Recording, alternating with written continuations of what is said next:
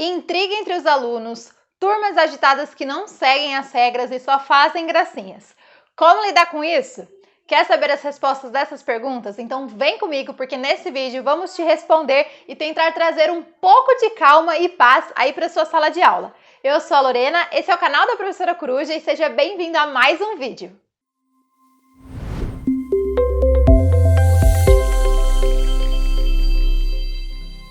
Quanto mais numerosa a turma, mais difícil é. E se você pega uma turma agitada ou que tem aquele famoso aluno que ama uma gracinha, fica ainda mais difícil.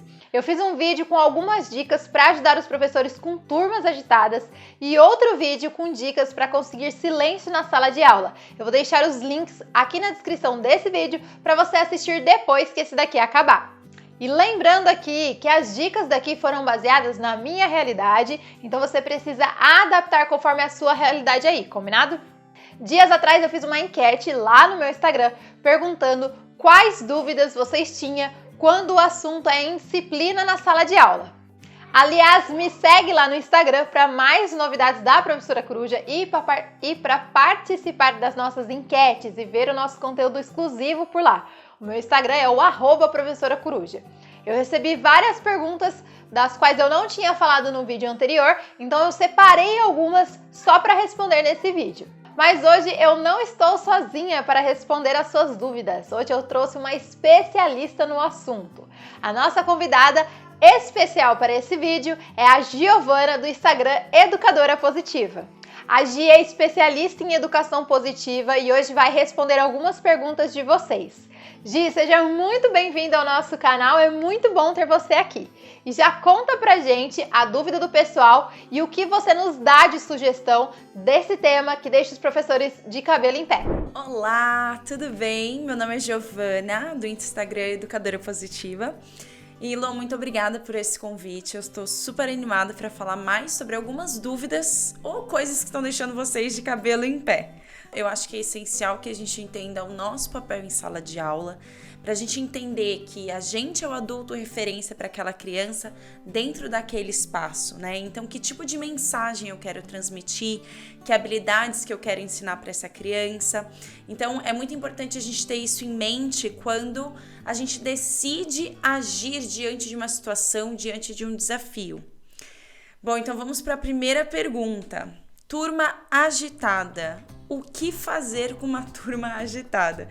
E aí o que eu quero colocar aqui é que muitas vezes a questão não é o comportamento da criança, mas sim o nosso próprio planejamento. Doeu, não doeu? Porque muitas vezes a gente está procurando problema no aluno e na verdade está no nosso próprio planejamento. Será que a gente está conseguindo equilibrar atividades de alta e baixa energia?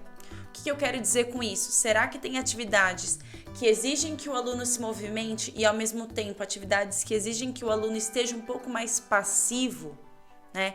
Então, se eu vou contar uma história onde os alunos vão precisar ficar sentados, ouvindo, eu já vou pensar em uma atividade anterior na qual eles vão ter que se movimentar mais.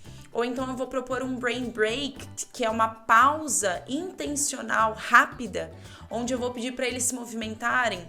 Então, digamos que a gente vai fazer 5 polichinelos antes da leitura, ou a gente vai, a gente vai fazer 3 movimentos, né? Então vai fazer o polichinelo, depois a gente vai fazer uma flexão de braço, né? Ou não sei, a gente vai fazer uma brincadeira rápida que exija movimento deles em sala antes da história, né? Então a gente vai encontrar um equilíbrio de energia durante o meu planejamento, durante a minha aula, né?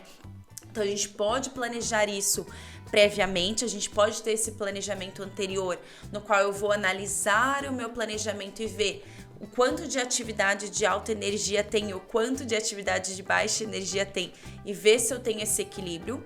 Ou eu vou ter alguns brain breaks na manga, né? Alguns brain breaks que eu conheço, alguns sites que eu conheço, algumas atividades que eu conheço que podem ser colocadas em prática rapidamente, no qual o aluno... Tô vendo que os meus alunos estão um pouco entediados, vou jogar esse brain break. Ou ver que meus alunos estão muito agitados, vou jogar um brain break mais calmo para eles, né? E assim eu consigo equilibrar esse meu planejamento e evitar, né? Então aqui a gente não tá reagindo a algum comportamento, a gente já tá tendo esse planejamento anterior, né? Então, antes que o comportamento aconteça, eu já estou planejando isso antecipadamente. E eu já vou conectar essa pergunta com a próxima, que é: até que ponto eu posso exigir que meus alunos fiquem quietos em sala? Ai, ai, ai. O ponto é que você pode exigir o quanto você quiser, né? Mas a gente não tem controle sobre o comportamento de ninguém, a não ser o nosso. Então, você pode exigir muitas vezes, você pode exigir a cada minuto que eles fiquem quietos, mas você não tem controle sobre o comportamento deles. Então, como será que a gente consegue proporcionar momentos onde o silêncio é necessário, né? Atualmente, as pessoas estão falando muito sobre aprendizagem visível, né? Que é importante que o aluno entenda o que está sendo aprendido naquele momento, o que está sendo ensinado. Então, os objetivos de aprendizagem são muito claros e explícitos para todos dentro da sala de aula, não só para o professor, não só para quem está lendo o planejamento, mas para quem também está recebendo e participando de todo aquele momento de aprendizagem. E a mesma coisa acontece com o socioemocional. Então, se o silêncio é necessário para alguma atividade, vamos deixar isso claro para eles antes de começar a atividade. Então, dizer: turma, a gente vai fazer uma atividade de leitura individual, cada um vai pegar o seu livro para ler por 10 minutos. O que será que é importante nesse momento? E aí ver o que eles vão trazer para você, né? Porque muitas vezes eles já sabem o que é esperado desses momentos, né? E aí depois que eles trouxerem aquilo, você vai falar: bom, é isso mesmo, então durante esse momento eu vou pedir para que vocês foquem na leitura silenciosamente, né? E aí a gente trazer isso, deixar esse objetivo muito claro para eles antes de qualquer coisa, certo? Vamos para a próxima pergunta? Então, a próxima é sobre intriga entre alunos. Como que eu resolvo essas intrigas? Como que eu medio, né, todos esses conflitos que eu encontro em sala de aula?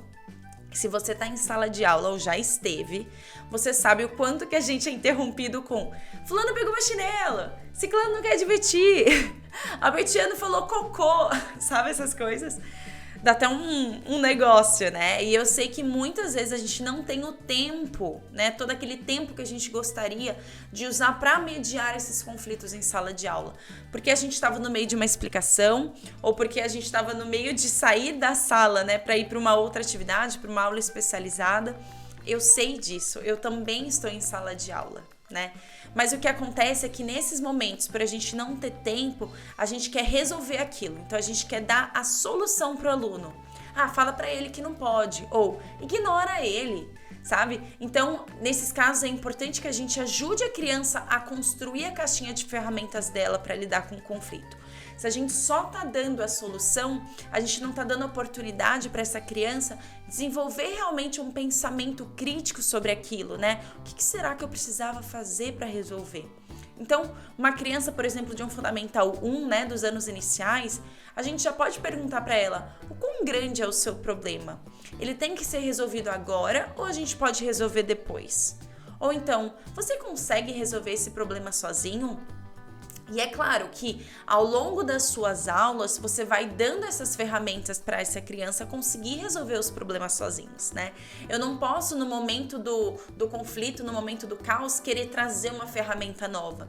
Isso tem que ser planejado anteriormente, né? Antes do problema, antes do caos, a gente vai falar para a criança, para a turma como um todo, sobre essas ferramentas. Então, uma delas é a roda das escolhas, né? E a gente pode construir essa roda das escolhas junto com os nossos alunos. Então, a gente vai escrever num papel, numa roda, né? Então, a gente vai desenhar um círculo e a gente vai desenhar ou escrever diversas ferramentas para serem usadas em um conflito. Então, quando um amigo briga com você, o que você pode fazer? Quando o amigo não quer dividir, o que você pode fazer?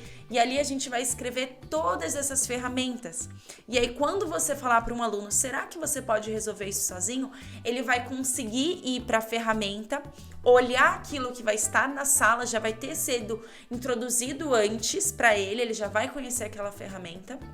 Ele vai olhar para a roda e vai falar: nossa, eu acho que eu posso fazer isso, eu acho que eu posso pedir desculpa, eu acho que eu posso ir beber uma água e me acalmar. Então ele vai ter aquela ferramenta para conseguir lidar com aquele conflito, né?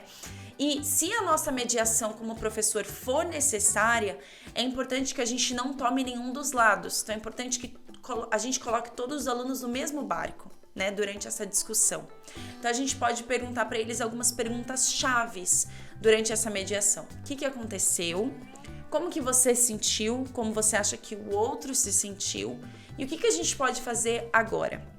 E após ouvir todos os envolvidos, a gente vai decidir então a melhor solução para resolver este problema. E agora, o que a gente vai fazer? Bora falar de birra então? Algo que a gente vê acontecendo muito, especialmente com crianças muito pequenas. Então, primeiro eu preciso que vocês entendam que o nosso cérebro, ele só vai estar formado completamente lá pelos nossos 25 anos, mais ou menos. Ou seja, as crianças pequenas não têm o cérebro totalmente formado. Que loucura é isso, né? Entender isso e saber que uma criança de 4 anos não tem o cérebro totalmente formado e que a gente espera dela algumas competências e habilidades que ela só vai ter provavelmente quando for adulto. E muitas vezes a gente conhece adultos que não têm essas habilidades, né? Então, o Dr. Daniel Siegel, ele utiliza uma explicação bem lúdica sobre o cérebro usando a palma da nossa mão, né? Então, ele fala que este seria o nosso cérebro, né? Aqui. Essa parte central seria o nosso córtex pré-frontal, que é responsável pelo nosso pensamento crítico, lógico, nosso planejamento. E essa é uma das últimas partes a se formar completamente, né? Então, é pensar que a criança não tem ainda essa parte totalmente formada, né? E aqui, quando eu tenho essa parte do meu cérebro, aqui seria a nossa amígdala. E a amígdala é responsável pelo nosso instinto e emoções. É como se ela fosse um cão de guarda que avisa o nosso cérebro que há um perigo.